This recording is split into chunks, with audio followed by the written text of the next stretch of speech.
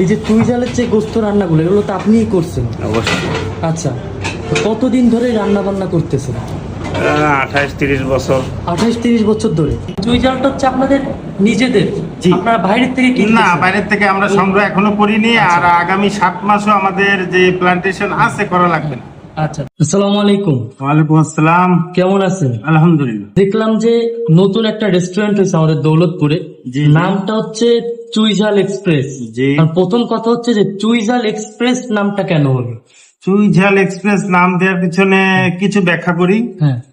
এই চুই ঝালটা আমাদের ডুমুরিয়া নিজস্ব একটা প্লান্টেশন করা আছে 6 বিঘের, আচ্ছা আচ্ছা যেটা আগে ব্যানানার উপর ছিল, মানে কলার উপরে। এখন আমরা চুই ঝাল করছি গত 2 বছর থেকে। আচ্ছা আচ্ছা। সেখান থেকে চুই ঝাল সংগ্রহ করে আমরা খুলনা, ঢাকা এইসব মার্কেটে আগে সেল করতাম। হুম। তখন আমরা 3 বন্ধু মিলে আমরা চিন্তা করলাম যে আমরা খুলনায় যেহেতু চুই ঝাল আমাদের বিখ্যাত, হুম।